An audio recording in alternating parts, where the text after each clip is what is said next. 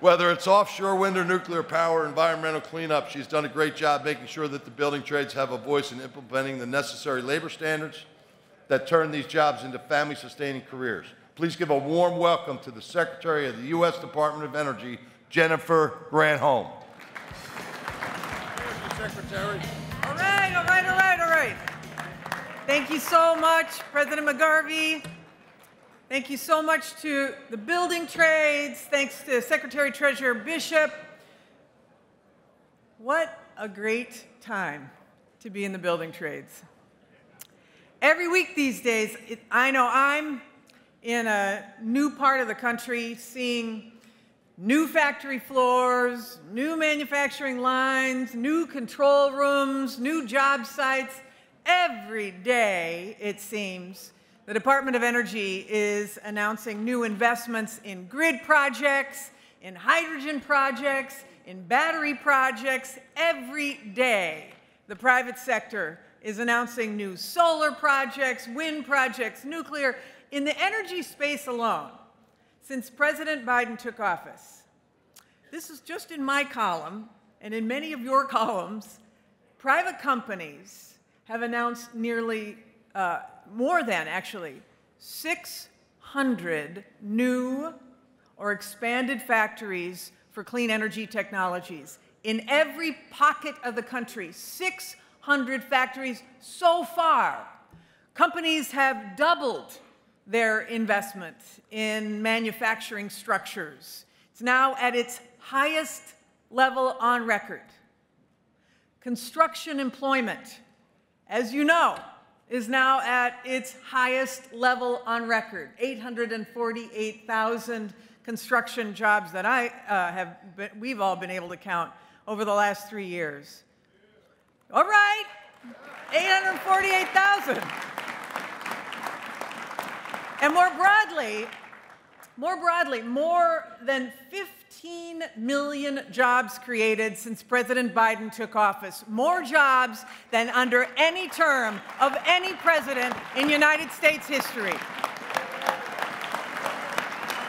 More people employed today than at any time in United States history. Unemployment under 4% for the longest stretch in 50 years. The best economy of any industrialized nation. I'm telling you. Why is this happening? Why is this happening? It is not coincidence. It is not luck. These jobs are the result of a focused strategic plan. A new industrial revolution is taking shape. It is President Biden's industrial strategy, the Inflation Reduction Act, the Bipartisan Infrastructure Law, the CHIPS and Science Act, all of the Investing in America agenda. It is historic. And your labor unions had a hand in shaping this strategy every step of the way. These wins belong to you. This industrial strategy belongs to you.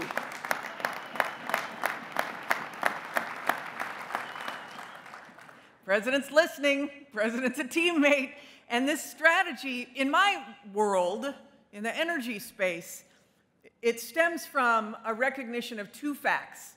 First, is that clean energy, zero carbon emitting energy, is the future. Like Wayne Gretzky said in that famous quote, you don't skate to where the puck is, but where the puck is going. Every country on the planet is committed to a clean energy future. Somebody's got to build the factories to make those wind turbines and solar panels, those small modular reactors. Somebody's got to be doing that, right? And there's a second thing, that it stems from a recognition that our past economic policies have failed us, and in many cases, tragically. I was the governor of Michigan. I saw hundreds of factories, big and small, shut down in the 1990s, the 2000s. You all are from towns across America. You saw this too. People who lost their jobs through no fault of their own. 60,000 factories across the country shut down during that time, moved overseas, these industrial cathedrals of brick and plaster and concrete and steel, the pride of their communities, in every pocket of the nation, hollowed out, abandoned. Why? Because CEOs and economic elites and leaders were bowing to the altar of so-called free trade and laissez-faire economics, moving factories to places where they could pay rock-bottom wages. You know this, it's called labor arbitrage. You know, Jack Welch, former CEO of General Electric, said once famously that he would put his factories on barges and move them to wherever costs were the cheapest if he could. So, I know, our policies effectively encouraged manufacturers to build their projects abroad. Factories that had anchored entire communities were ripped from their moorings and took millions of jobs with them. Is it any wonder that I and a lot of politicians like me used to campaign on the chant, NAFTA and CAFTA have given us the shafta? As we watched our state's jobs disappear, governors like me, we would ask ourselves, how can we possibly as a state compete with the industrial policies of China or the low wages of Mexico when we have no federal partner, no federal strategy? State policies versus the might of China, it was like bringing a knife to a gunfight.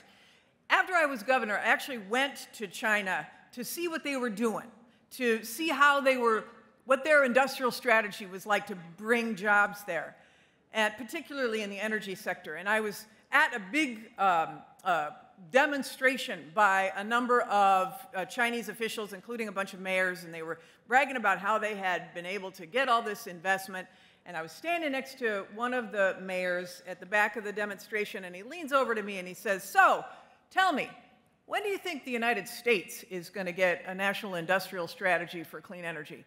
And I was like, Congress divided, I'm just not sure. And he gets this big grin on his face. And he says, take your time. Take your time. Because they saw our passivity as their opportunity. But enter Joe Biden. Joe from Scranton, PA. Amtrak Joe. He felt what was happening across the country. He tasked his cabinet and allies with developing a strategy to bring businesses and jobs back home to America. A strategy, you know this, to rebuild the middle class by building our economy. You know it from the middle out and the bottom up. And it flips the script on these failed policies from the past, because now we have actually made it irresistible for manufacturers and developers to invest in America. We've made billions of dollars available in grants and tax credits and loans for companies to build our clean energy economy here, soup to nuts. All those factories, who's building them? You are. You're the ones. You're pouring the concrete for new factory floors. You're finishing the drywall. You're installing the plumbing and the HVAC. You're fitting the roof. You're wiring the solar arrays. You're operating the cranes. You're assembling the hulls for the offshore wind vessels. You're maintaining the nuclear reactors. You're doing all the painting and welding and glazing and pipe fitting. You are bringing this industrial revolution to life. That's you. And you know,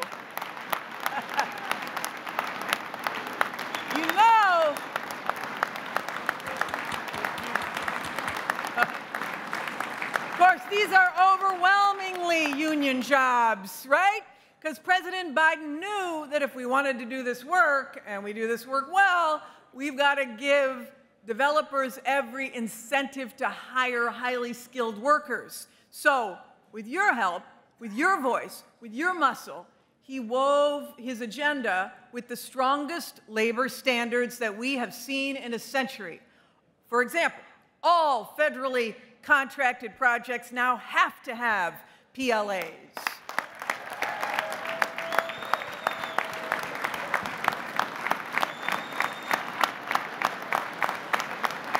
I know.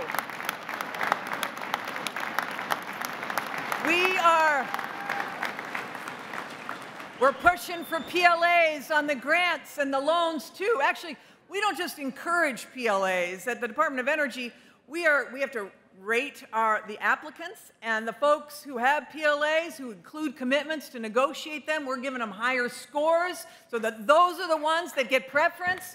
We also have, by the way, the first labor standards attached to tax credits. So employers that pay prevailing wages and use registered apprentices, they get 5 times the incentives. 5 times. That is huge. That's huge.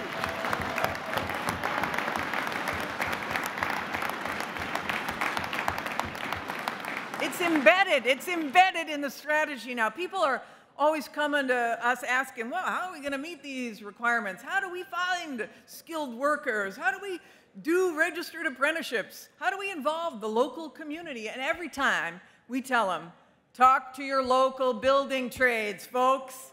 Because in the past, the contractors have had all the power. President Biden is changing that. You got the power. So, don't underestimate Joe Biden, folks, the man with a plan. And the success that we are seeing, especially in clean energy, it's just going to keep growing because the majority of these incentives and tax credits are embedded in the law and on offer for the next 10 years at least. And for the building trades unions, obviously that means better jobs, it means safer jobs, it means stable growth, predictable growth. But here's the thing, and I know you know this, we need you to help us connect your members to these jobs and the reason why these jobs are happening. We need you to help us spread the word about this generational opportunity and how it's working. People sometimes don't connect. Hey, I got this job because of the Bipartisan Infrastructure Law or the Inflation Reduction Act or the CHIPS and Science Act. Your members trust you to guide them, to educate them, to shoot them straight. So any chance you get, we're asking at your job sites, at your local meetings, in your newsletters, your watering holes, let them know that America has a plan to bring union jobs back and to make them stay. And thanks to that plan, America has begun the industrial revolution of our lifetimes, a transformation that's got us building again, a transformation powered by American energy with technology stamped made in America, built, installed, maintained by American workers in proud American communities. Yes, it's a transformation